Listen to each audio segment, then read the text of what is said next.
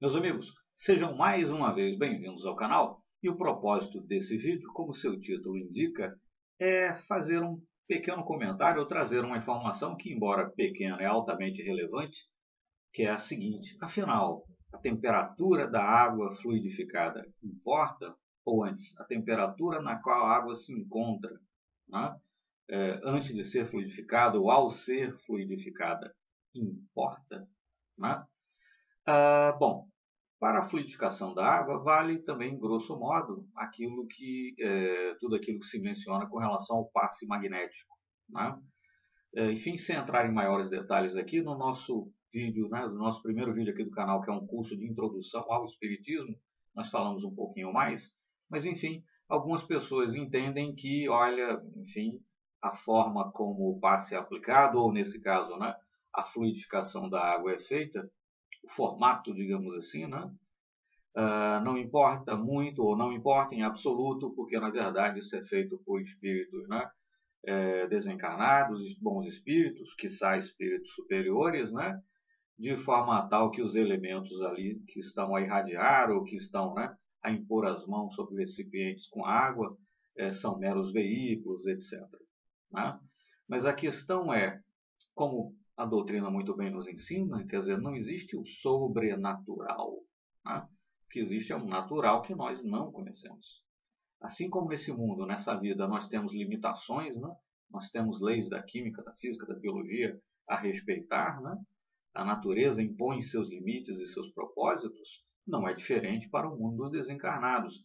E os espíritos desencarnados, quiçá espíritos superiores, têm também, por certo, seus limites, até porque estão sujeitos, por certo, às leis, por analogia, digamos, da química, da física, da biologia, que imperam no mundo espiritual, leis das quais as leis que nós vivenciamos nesse mundo são apenas casos particulares. Né? Mas antes de falarmos um pouquinho mais, gostaria de ler aqui uma passagem do livro Manual do Passista, de Jacob Mello. Já mostramos a capa do livro no slide anterior, que me parece importante para antes da gente falar um pouquinho aqui de água fluidificada e essa questão da temperatura. A passagem é a seguinte: precisamos desmistificar a água fluidificada, também chamada água fluida ou ainda água magnetizada. De forma alguma, ela pode ser considerada como uma variante da água benta dos católicos ou uma panaceia que a tudo se aplica.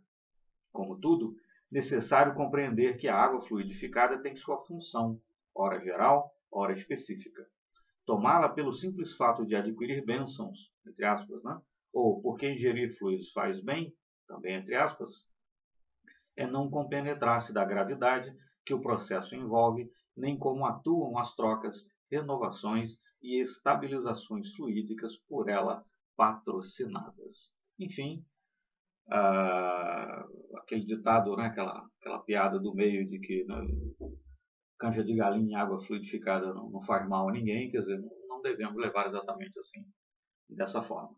Mas, enfim, em seu livro, que aparece aí, Fluidoterapia, Passes e Água Fluidificada, Alírio de Cerqueira Filho nos fala: Emmanuel, fazendo uma referência aqui a uma obra discografada por Chico Xavier, coloca muito claro que para fluidificar a água não há necessidade de médiuns curadores, pois os benfeitores espirituais, como nós vimos,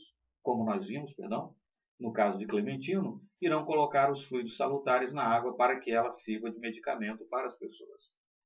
Aquele entendimento de que, olha, não vem muito ao caso aí se quem está fluidificando a água é médium, não é médium, se vai fazer ali dessa ou daquela forma, porque, enfim, no fim das contas, a pessoa é apenas um veículo, quem está fazendo a mesma coisa são os espíritos, os bons espíritos, quiçá espíritos superiores, enfim, não vem muito ao caso. O entendimento que predomina, muitas vezes termina sendo esse.